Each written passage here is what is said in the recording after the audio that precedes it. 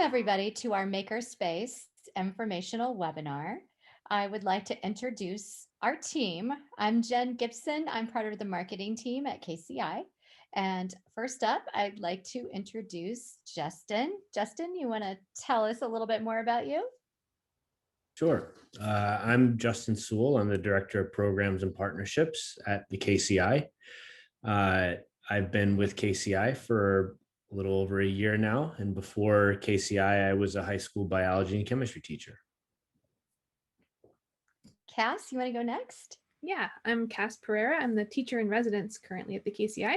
I'm also the Makerspace director of the KCI. So this, I think I'll get more into my background a little bit in the questions later. So I'm going to hold off on that. But okay, and Will. Hi, I'm Will Cavada, and I am an adjunct professor at the Makerspace, as well as a high school teacher. Oh, thank you, Will. And we have Gay Kraus here. And Gay, you have another name on your screen. Oh, there you are. You're Gay now. Okay. Gay, you want to say a couple words here? Just welcome, and I'm very excited to be part of this Makerspace informational webinar, and look forward to what we will all be learning during the webinar. So thank you for joining us today. Thank you, Gay. Okay, let's move on to our next slide. All right, we really want to share our core principles of KCI, and I'm going to go back to Justin on this, and Cass, please, anyone here, please pipe in on this. But this is really about our mission around equity and access. Yeah, so KCI has always been focused on equity and access, and we want to make sure that all of our programs are including these 6 primary principles that we believe are really important to providing equitable programs. And so it is one of our focuses this year, and we are particularly looking at growth mindset, community, innovation, and relevancy. Thank you, Justin. All right, we'll move into our next slide here, and we're going to go in a little deeper into the program. And we always like to start out around the inspiration for our programming. So what was the inspiration for our KCI's Makerspace program? Who wants to take this question? I'm going to let Gay start with the history. Gay, if you're okay with that, and then I'll jump in for the. Sure. Yes. In January, 3 years ago now, we wrote a grant to the state of California, and were funded at the level of $500,000 for a period of 2 years to get equipment and staffing and start a program. When Cass arrived, then we decided to really talk about a real formal Makerspace program, even though we'd done some fits and starts before that. But she was really the inspiration behind our program. Oh, that's wonderful. Cass, do you want to add? All right, to not that? just me. I'm gonna gotta give credit to Will on this as well. But the KCI has this just amazing Makerspace. Through a community college grant, just a really truly incredible space of creativity and learning and play. And a bunch of K-12 schools, of course, are also working towards that, and libraries and community centers and other places. We, bringing education back to a hands-on space, bringing the idea of tinkering and it being okay to fail. All of these things are really important, not just within the specific avenue of Makerspace, but in education in general. And so we wanted to bring those feelings, what Will and I call the maker mindset, right? These ideas and perspectives. We wanted to bring them both to Makerspaces within K-12 organizations, but also to educators and people who work with learners in general. So, Will, I don't know if you want to add to that. Sure. I mean, we wanted to create a space where we create new learners and creating where they learn new creative skills to change the world by making people see themselves as future designers, and really bringing that down to the school level, especially into communities where access to technology hasn't been as readily available, and to have those students see themselves as designers and going out in the world and using those skills to really make a difference. Mhm. I love how you're giving almost permission for people to see themselves as designers. I think that's so powerful. And then along with that permission, just knowledge of how and what. So let's take a look at the next slide as we go a little bit deeper here. I want to know more about how did you find yourself in the area of maker spaces and STEAM, stream education? Will, you want to go first? Sure. I've been, let's see. Well, I graduated from college in Oh, wait, conceptual high design. school? And then from college in conceptual design, and I then went into to get my teaching certificate, and wound up at Mount Pleasant High School, where I'm currently a teacher for 21 years now, and run the multimedia lab and program there. And that's sort of where I found myself teaching creative skills to students. And then by chance, through Adobe, I was able to meet Gay and become part of KCI, and originally teaching educators how to use Adobe products. And then as we developed the makerspace, it was a way to be a little bit more empowering and teaching the students at KCI the Adobe products, but in a way where they're becoming creators and makers and using digital tools that we didn't have available back there, our laser cutters, our 3D printers. And so you can come from a old print world design, but those skills really do transfer over. And so it is really letting our students know the skills that they may even learn on designing in Microsoft, in Paint, actually transfer over into this creative skill that they may have not realized before. I love that. Gay, what about you? How did you find yourself involved in makerspace and STEM education? Well, it wasn't really my original thought. There were people that were working with us at the KCI that were much more initially excited about creating a makerspace and changing what we had was a computer lab basically into this different creative space. But as soon as I saw what was really happening and what the equipment and things were that we were able to use, and saw the excitement of the teachers and educators involved, that quickly changed my opinion of what a makerspace was. Hmm. And now I'm very excited and very supportive of this concept. It's also, I was just on an additional call with some students, the more traditional age student of 18 to 22 at Foothill College. And we were talking about the facilities master plan, and one of the college leaders spoke up and said how much she loved the KCI and the makerspace. She particularly called it out. Had nothing to do with the subject that was being discussed. So I mean, it makes excitement and creative juices get going. And she wrote me a little private note in the chat saying that she would always be a maker, and that she was going to pursue that as she went on and finished the last 2 years beyond Foothill College. Oh, I could love that. I think that So- should be a slogan. I'll always be a maker. I Right, think that's great. exactly. But we're trying to inspire young people through their teachers Yeah. to be creative and make a difference. Well, Cass, you and I have talked a little bit about makerspace and STEM education in this time of remote learning and the challenges around that. Can you share a little bit about that with this kind of question in particular, and kind of how you found yourself involved, but what are some of the unique solutions that you're coming up with? Yeah, so I kind of fell into makerspaces, definitely. Like I've always been like I like crafting, I like putting things together. I certainly like breaking things and taking them apart. Just look behind her, everyone. Yeah. There's lots of interesting things that she has.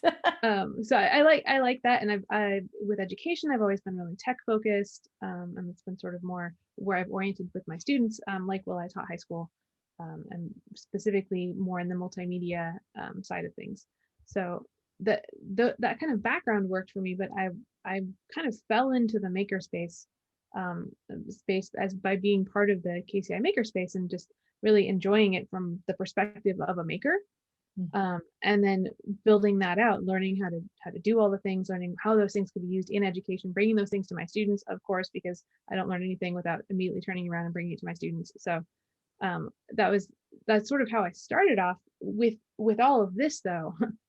with all of moving to online and all of this, I think one of the biggest issues is the lack of hands-on, right? We really just stepped away from hands-on.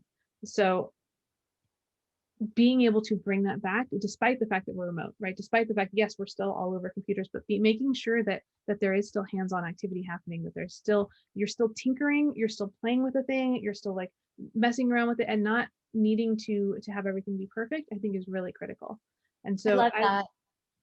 Oh, sorry. Yeah. I said, I love that. I think that's so important. That message is critical. Yeah. And I mean, I think Will has a ton of brilliant ideas around this that he does with his students all the time. But from a makerspace and a makerspace education perspective, I think the thing that we've really tried to lean into is that you don't need thousands and hundreds of thousands of dollars fancy equipment to have a makerspace. Like, all spaces are really makerspaces, right? It's about that mindset and the willingness to just get in and get dirty and just mess around with things. And so that's sort of where we're really trying to bring that towards things, because it's been a long time for students to not be able to collaborate and not be able to do things hands-on, and there are absolutely ways to do that, and we want to make sure that they're still getting those opportunities. Okay, well, let's go into our next question and kind of explore that a bit. All right, so we've talked about Makerspace and we've talked about how you all got involved. So who exactly is this program designed for? I mean, is it the educator who's already in the classroom? Could it be a new teacher or a pre-professional? Tell me more about that. Who would like to go? Well, I mean, it's made for anyone who wants to redesign anything. So Oh, they may be a librarian, and it's okay. perfect for them. Anyone who wants to redesign the way they teach or the way they want to interact with, that's what it's designed for. So it can come from someone in education, right? But it Okay. also could be someone who might serve a community and want to engage in that community in multiple aspects. So And not necessarily someone with a credential. I could be a community leader in my school or community after school program. yes. Oh, okay. Mhm. I love that. And you give frameworks and structure to help that person be able to do this. Yes.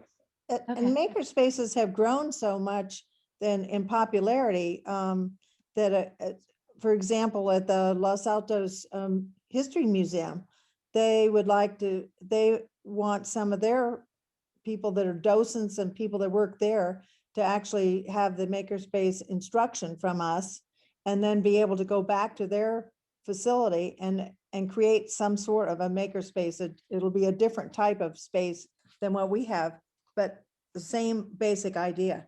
That makes so much sense. I think that is very wise to have that. So is there anything else that someone needs to consider when signing up for this program?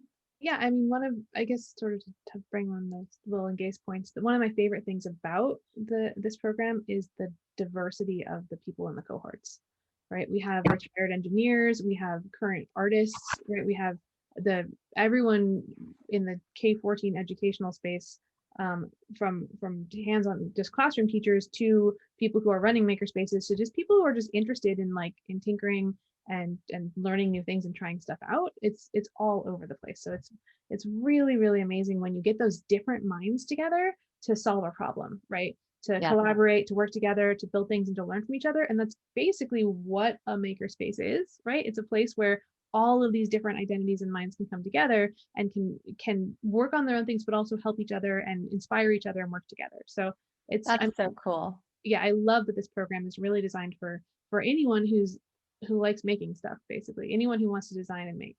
Well, and I want to just say that what I've learned in working with the KCI is that once you've gone through a program, it really becomes this community, this family of people you will know for many, many years.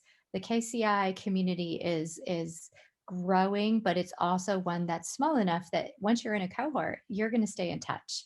And Cassie really speak to that. You might get into this program and you're gonna text someone, you're gonna, ping them on social media and say, hey, I'm doing this, what do you think? So that's the great part about it. Okay, let's go to our I next also want to question. say it's Oh yeah, Will, go ahead. really important to let us know that the program is designed for and bring in marginalized communities Yes. and women, so people who haven't seen themselves traditionally as makers, and to help them foster and to thrive in their own communities. So that's been a big part of who we see as designers. So we've had communities from LA who there is no makerspace education forum down there come up here, and we've definitely had Oakland. So we've definitely had East Palo Alto. So it's inclusive of multiple communities, and it's really important to understand and to also reach out to. I love that. Yeah. And this one is virtual. So anyone would be welcome they don't have to come to the KCI. Is that correct? Yes, absolutely. Okay. All right, let's go to our next slide.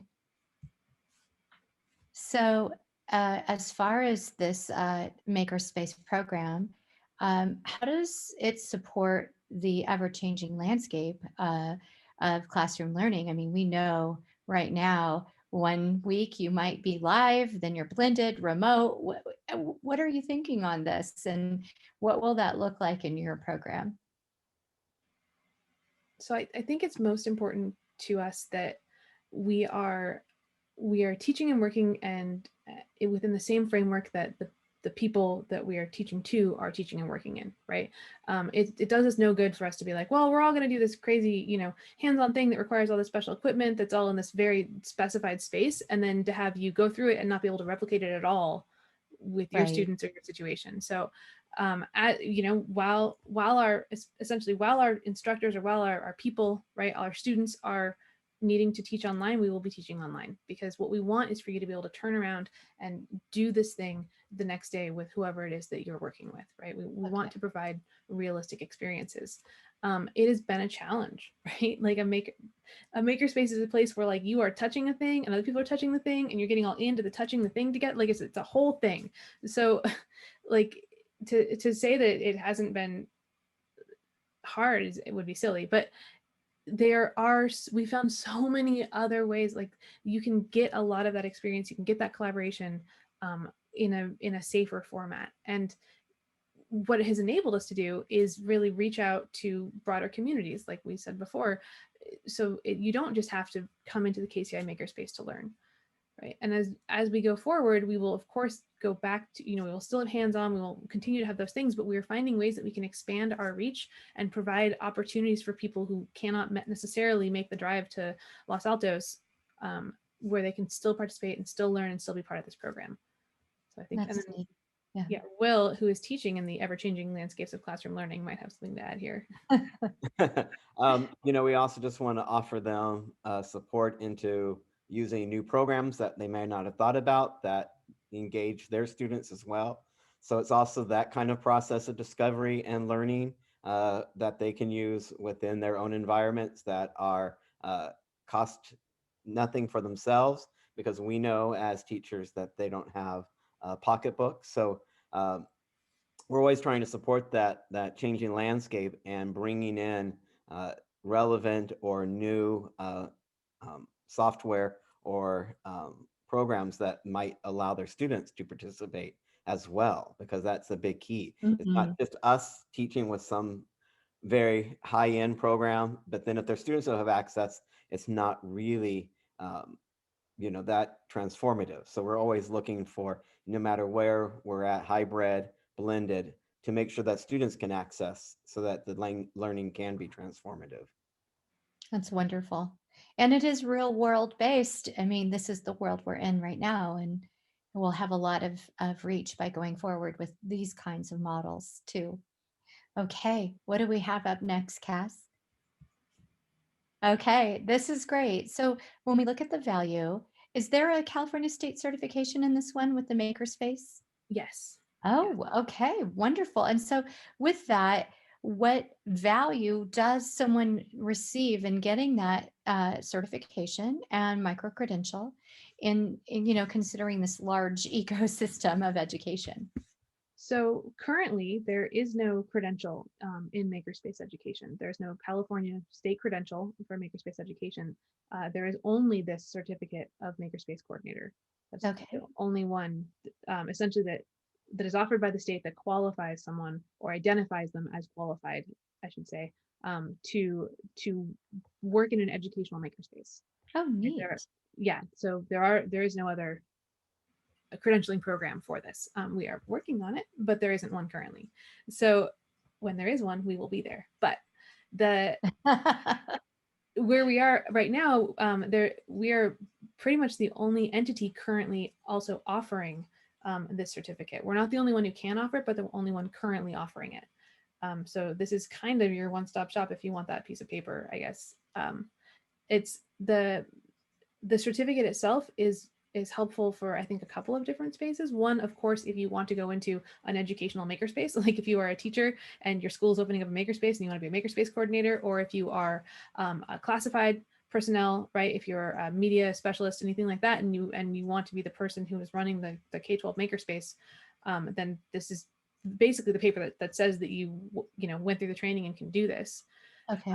But beyond that, it also kind of demonstrates just an ongoing, like anything else, it's ongoing professional development, right? You're bringing in these ideas to your classroom, and again, they fall into any classroom. We've had teachers from every grade level and from every subject area, right, participate in this program, because you can bring making and maker education into anything. It doesn't have to be just specifically a makerspace or just specifically a STEAM classroom or anything like that. It can really be wherever you want to bring it into, because the ideas behind it and the experiences that students have are more meaningful and expand past any specific subject area.